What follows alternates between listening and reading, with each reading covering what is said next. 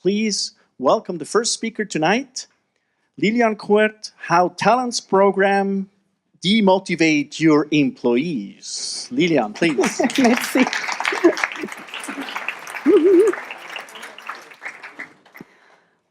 Thank you, Reto.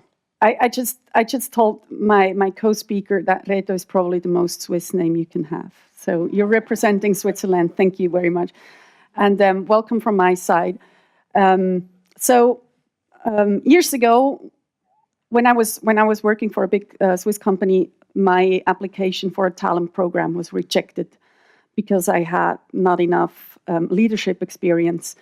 And I found out that I was exactly missing 1 month.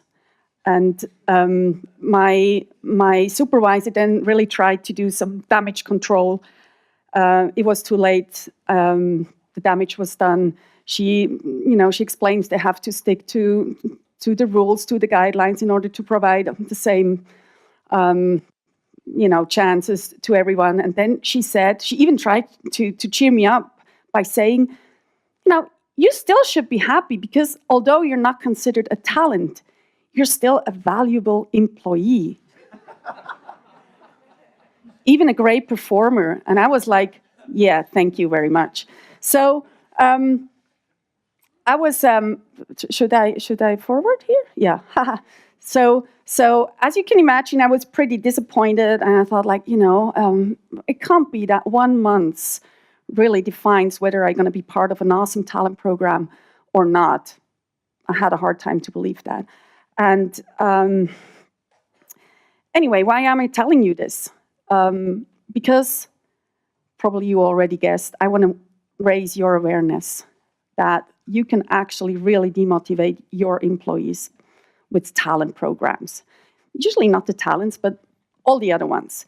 So why is that? Talent programs usually focus on a very small group of people. It usually comes with fancy meetups. You get to know the C-level. You get a mentor. It's you're in the center of focus. Sometimes you get even cool travels. And yes, of course, it comes with a little bit of work, but that gives you the extra exposure you actually want.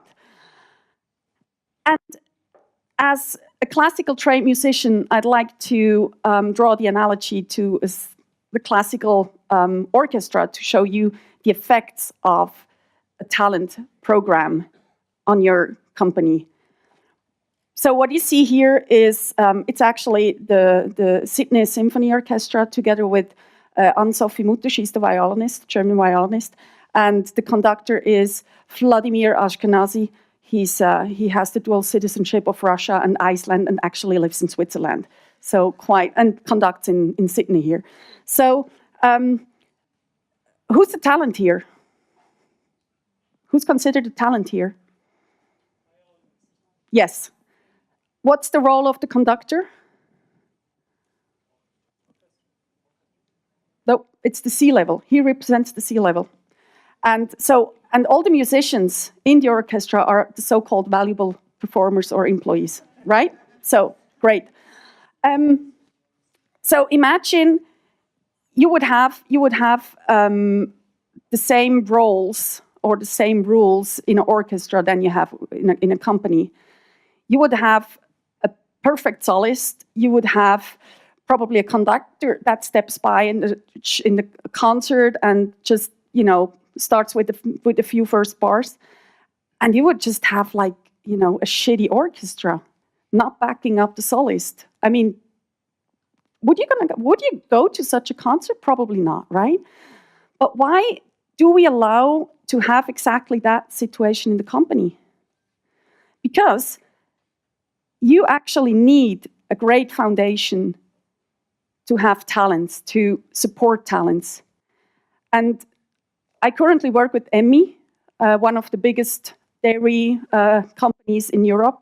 And they have, not in their HR strategy, but in their sustainability strategy, they have the goal 100% developed employees.